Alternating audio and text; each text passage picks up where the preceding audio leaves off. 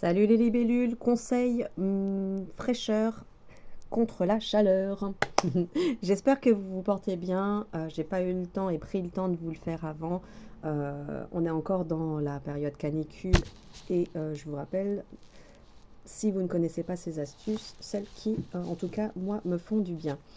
Euh, il y a le fait de bien fermer les volets, ça tout le monde connaît, de garder la fraîcheur, d'aérer le matin, de rapidement fermer et de réaérer le soir pour la fraîcheur du matin, la fraîcheur du soir.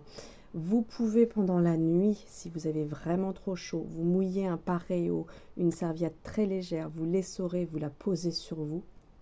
Ça fait effet, vous allez voir la vapeur qui va monter. Mais ça peut être aussi en pleine journée, finalement, vous en faire un calot, un foulard très léger, les foulards de soie et tout ça, vous le mouillez et puis vous vous en faites un calot, vous allez garder la tête fraîche. Comme ça, vous allez pouvoir rester concentré, vous n'allez pas faire d'insolation et c'est top. Ou sur la nuque, dans ce cas-là. Moi, j'ai fait ça samedi matin à la danse africaine, je gardais ma micro-serviette mouillée sur la nuque et j'avais vraiment, vraiment, vraiment moins chaud.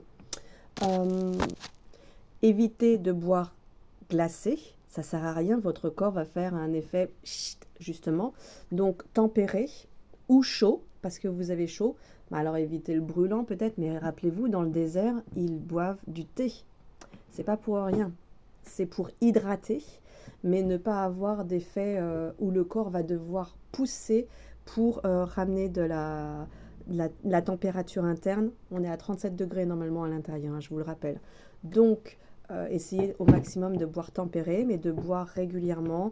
Si vous n'êtes pas un gros buveur, buvez des petites quantités toutes les heures. Vaut mieux apporter régulièrement des petites quantités que de se boire un grand verre d'eau d'un seul coup qui va demander une charge de travail au corps. S'il fait trop chaud chez vous, vous pouvez prendre vos grosses serviettes de plage, de bain, vous les trempez et vous les essorez, vous les laissez à sécher. L'idée, c'est de faire quoi? Totalement l'inverse de ce qu'on fait quand il pleut dehors à fond. Quand il pleut dehors à fond, c'est là où l'humidité, on va le sentir, va générer du froid. Et c'est là où on allume le feu. Donc, comme le feu est déjà à l'intérieur et dehors, on va faire l'inverse. On va générer de l'humidité pour générer du froid.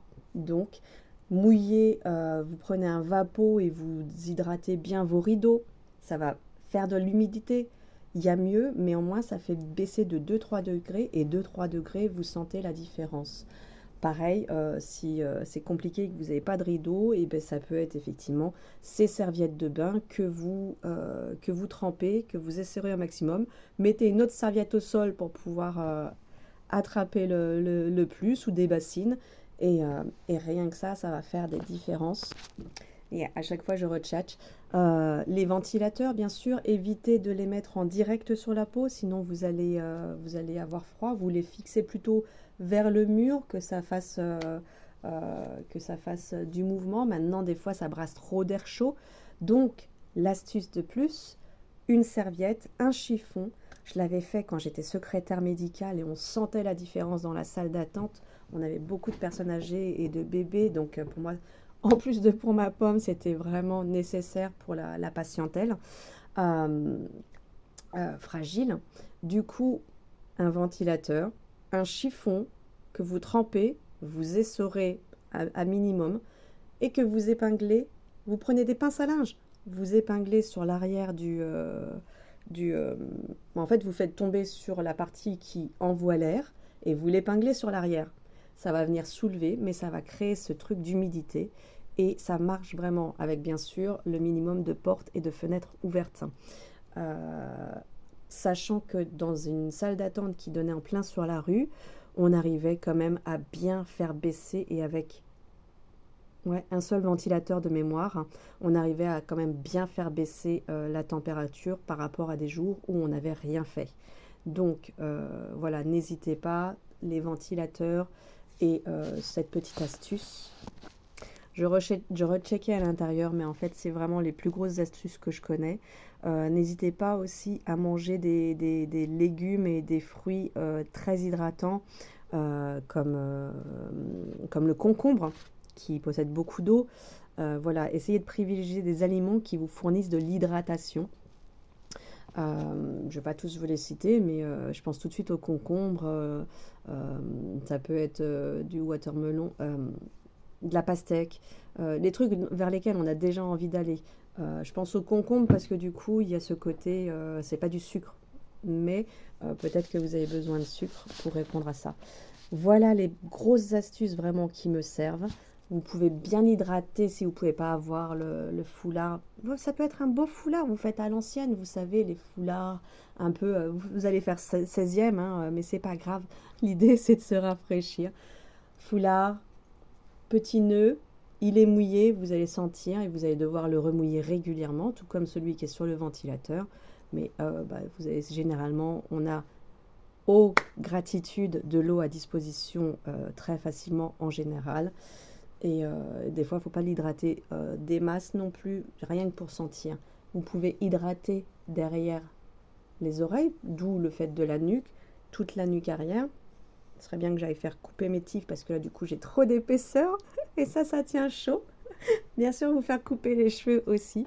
Mais voilà, on va arrêter là. On est déjà à 6 minutes de vidéo et je vous souhaite plein de belles choses. N'hésitez pas. Ah oui, il y avait ce truc-là du ventilateur que j'ai testé au cabinet. Le ventilateur qui souffle dehors, en fait. Entre guillemets, finalement, il repousse l'air chaud. Normalement, il aspire à l'intérieur. Ça a été moyen. Ça a été moyen. Quand il a commencé à faire très chaud, finalement, j'ai préféré recevoir quand même un peu d'air à l'intérieur. Donc là, j'en amène un deuxième. Et je vais remettre le petit pour aérer dehors et le grand pour qu'il lui envoie le tout. Je vais voir si ça marche et je vais aussi mettre la serviette dessus. Ça va être très beau, ça va être très poétique dans le cabinet, mais c'est pas grave. L'important, c'est de rester éveillé, de rester à température ambiante du corps au maximum et de ne pas monter en pression. Et surtout, pensez, si c'est bien trop, à aller aux urgences ou au moins les appeler pour qu'ils vérifient avec vous s'il y a besoin d'aller vers eux ou pas. Hydratez-vous, hydratez votre peau et restez au frais. Allez, ça c'est d'usage. Hein. Allez, je vous embrasse. Et puis si vous avez d'autres astuces que je n'ai pas citées, n'hésitez pas à les partager.